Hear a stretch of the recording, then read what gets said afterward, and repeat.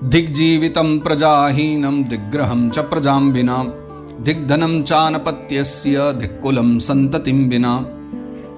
धिक्कार है बिना पुत्र के जीवन को, संतानहीन जीवन को धिक्कार है। दिग्ग्रहं च प्रजां विना, देखो बिना संतान के जीवन को धिक्कार है। दिग्ग्रहं च प्रजां विना, बिना संतान के घर को धिक्कार है। दिग्धनम चानपत्यस्य, और जब कोई आगे चलाने वाला ही नहीं है, हमारा वंश ही नहीं है, तो हमारा जो इतना कमाया हुआ धन है इसको भी धिक्कार है। और दिक्कुलम संततिम बिना, संतान के बिना तो कुल को भी धिक्कार है, जिस कुल में आगे संतान ही न हो।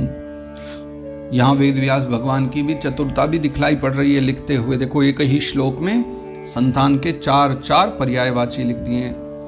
प्रजा और अनपत्य, संतति, विविध प्रकार के नाम लिख करके यहां पर गाया है इस कथा को।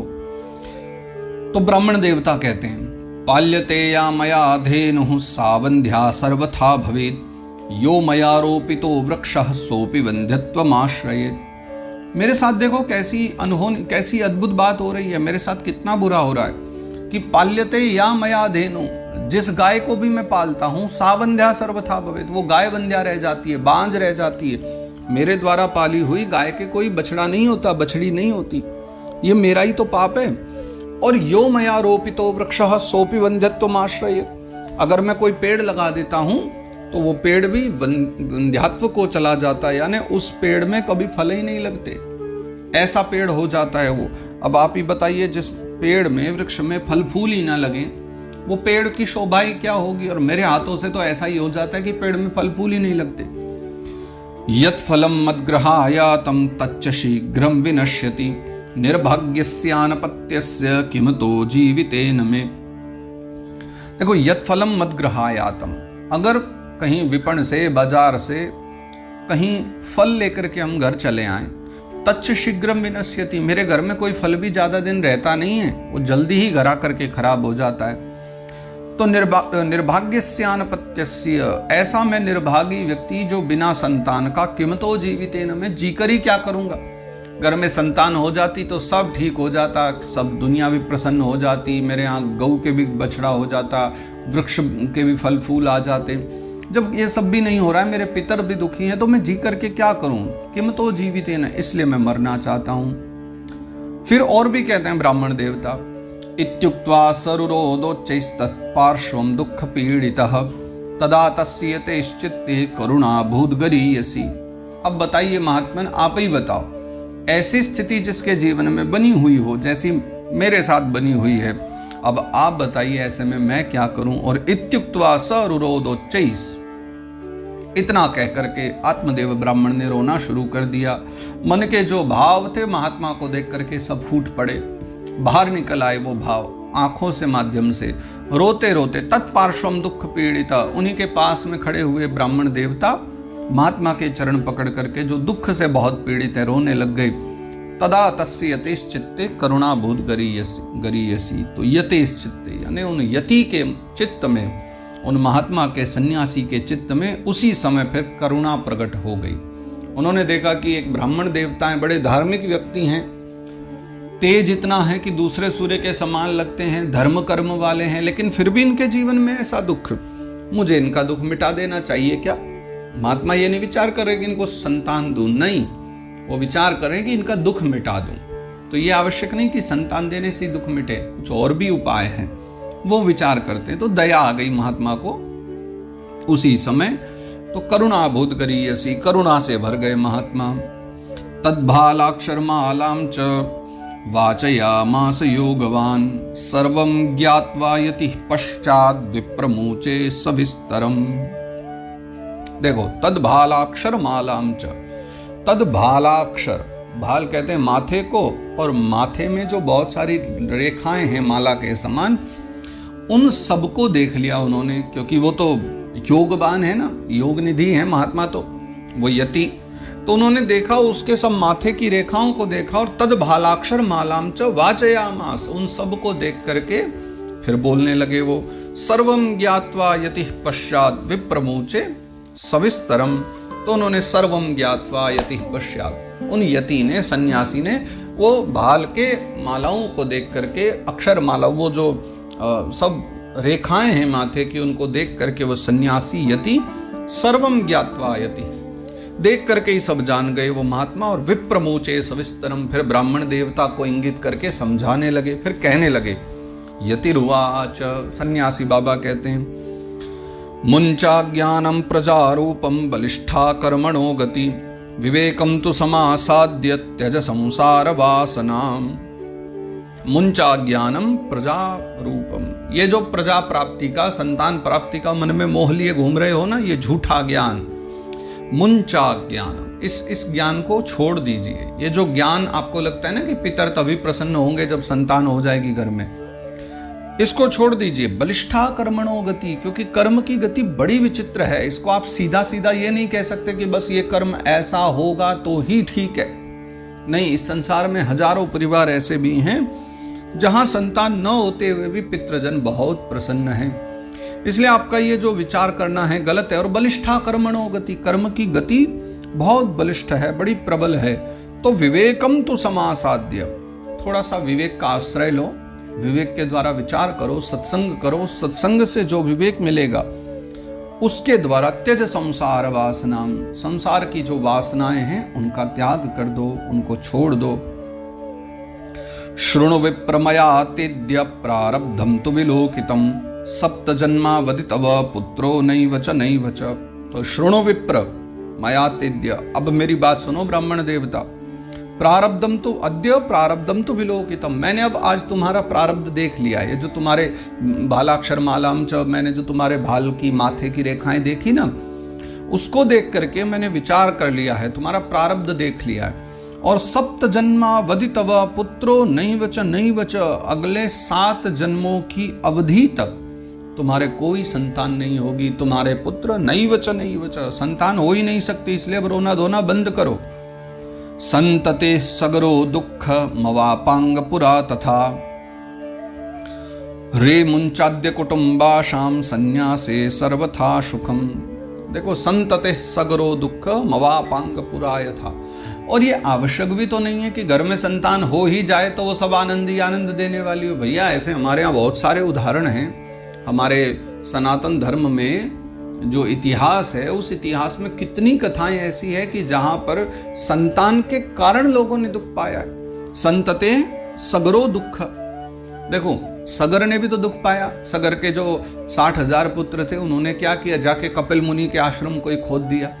दुखी होकर के बाबा जी ने क्रोध करके सबको भस्म कर दिया। फिर 3-3 पीढ़ियां लगी रही, अंशुमान आदि भगीरथ आदि मिलकर के 3-3 पीढ़ियां लगी रही, तब जाकर के गंगा जी के द्वारा कल्याण हुआ। और मवापांग पुरा तथा, राजा अंग की चर्चा कर लो। राजा अंग ने कितने कष्ट सहे, भागवत जी में आगे चर्चा आएगी ना राजा अंग की। उन्होंने कितने कष्ट सहे, क्योंकि उनका बेटा था, वो वेन नाम का बेटा हुआ। वेन कितना दुराचारी था, और अपने पुत्र के कारण राजा जो इतने वर्षों से बड़े सुखद होकर के आनंद से यात्रा करी, जीवन यात्रा, पूरे प्रजा का पालन किया, प्रजा से बड़ा प्रेम किया, वो वेन नामक बालक के हो जाने से सब नष्ट हो गया, सब समाप्त हो गया। कितना दुखी रहे महाराज अंग।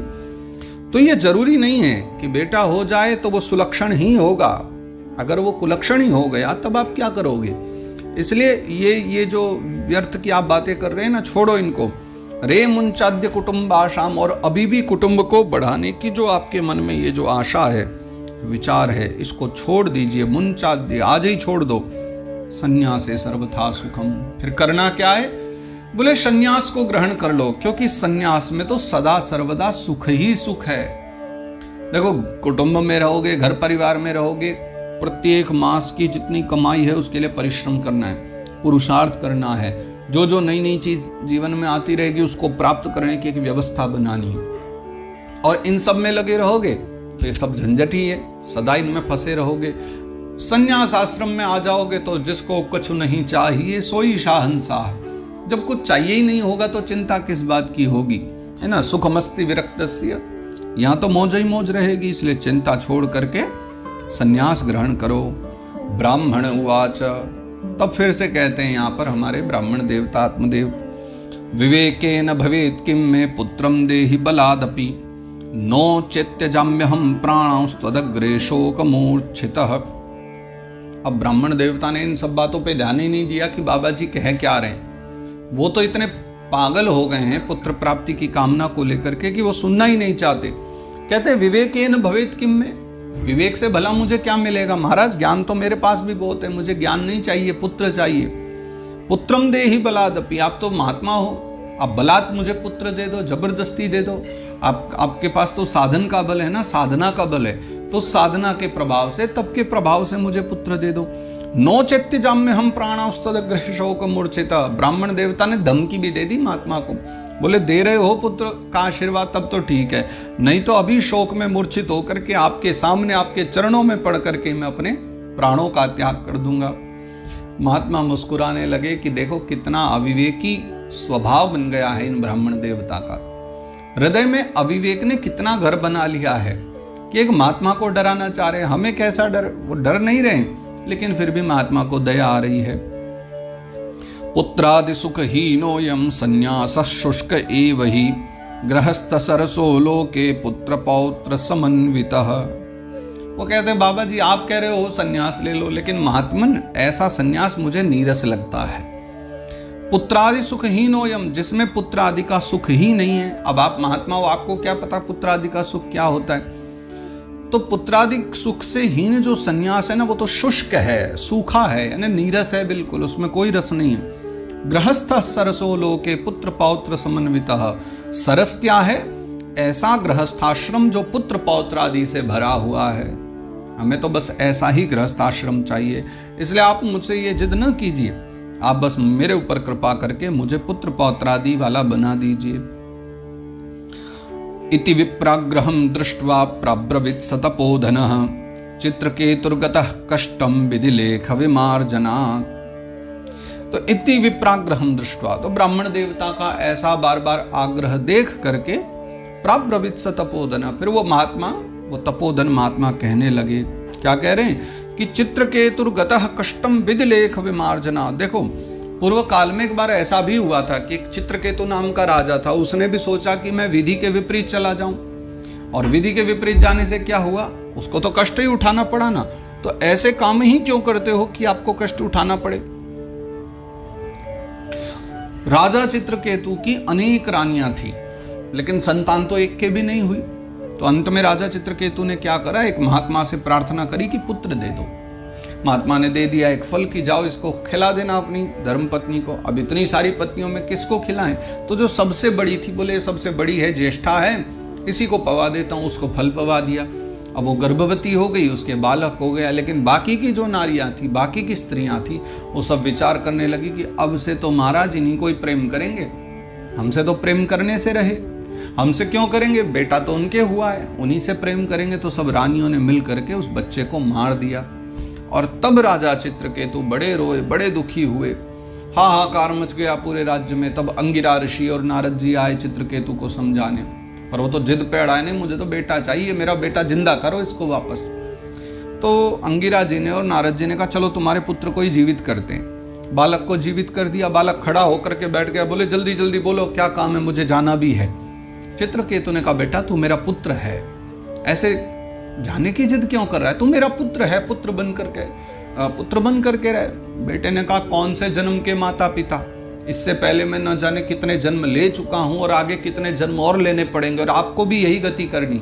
वो जो संबंध था वो तो मेरे मरने के साथ ही समाप्त हो गया, मुझे जाने दो। चित्रकेतु को वैराग्य हो गया। नारद जी ने समझाया ये विधान है, ये पूर्व काल में हाथी के रूप में इसने अपने पांव के नीचे हजारों चींटियों को अहंकार में आके मार दिया था। वो सब यहाँ रानियां बनी हुई हैं और उनने मिलकर के अब इसको मारा है। जिसने पहले उनको मारा था उन्होंने इसको मारा है, हिसाब बराबर हो गया। यही तो कहा बलिष्ठा कर्मणो गति, कर्म की गति बड़ी विचित्र है।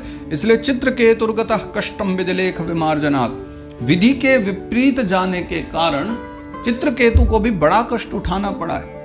इसलिए सावधान, आप भी ऐसा काम मत करो कि आपको भी कष्ट उठाना पड़े।